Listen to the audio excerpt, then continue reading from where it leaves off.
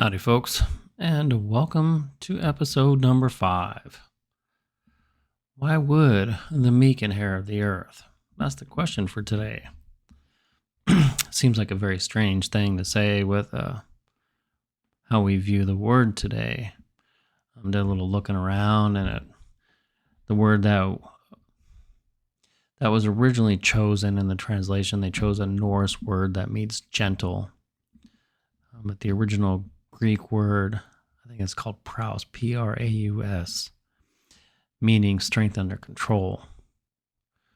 And, that's not quite gentle, but it makes a little bit more sense than a gentle person inheriting God's creation.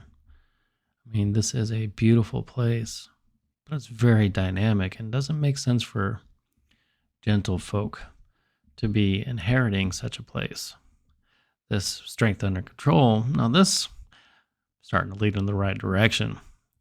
So I did a little bit more digging, and it turns out that the word derives from training of Greek war horses. Now, one thing to keep in mind is that during the time of Jesus, that the philosophical leaders of the time were all Greek. They were the powerhouse. I do believe even like the book of Revelation was written in Greek. I believe all the letters of Paul were written to the Greeks. So it makes sense that in this metaphor that Jesus would be using a Greek word. It's just these were the folks that you would want to be communicating to, and all educated folks at the time would be using these types of references. So the fact that it's a Greek word for training a war horse, you're like, okay, what kind of image are we trying to create here? And so after doing a little bit more digging, I believe this is probably the picture that makes the most sense to me. These horses, they said, were wild horses. So they're training stallions. They're breaking them, and they only would allow one person to ride them.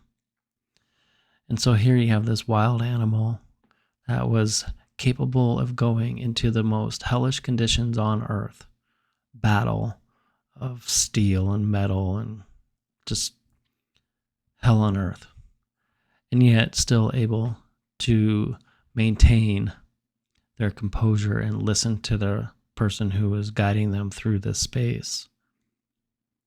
And that is a metaphor that makes perfect sense. We live in a world that can be very cataclysmic at times, as most religious people will tell you, life is suffering. And if you just dig down into the earth just a little bit, you find the remains of previous civilizations. So it seems like if you are going to thrive in this space and inherit this beautiful creation, this dynamic, beautiful creation, someone who has great strength, still close to their nature, not domesticated, still wild, but broken just enough to be able to enter into even the most hellish of conditions and still hear the one true voice. This makes perfect sense. This is the type of people that would inherit the earth. So you need to ask yourself, are you this kind of person? Are you close to your nature? Do you know what your nature is? Are you powerful? Are you powerful of mind, powerful of body, powerful of spirit? And can you enter into the fray of the most hellish conditions and still maintain the ability to hear the one true word and not lose yourself in it?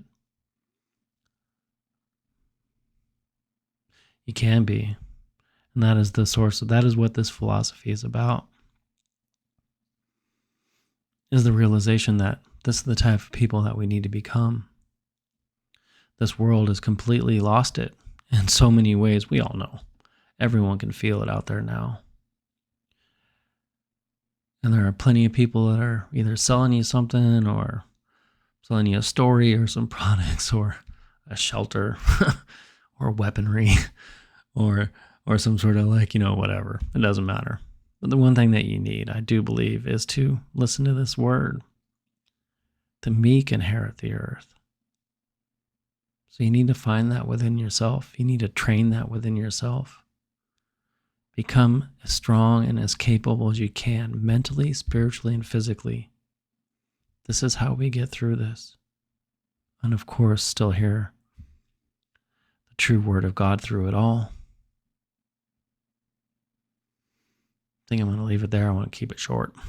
So with that, my friends, I will see you on the next one, where I will continue to struggle with these glasses. Until then, my friends,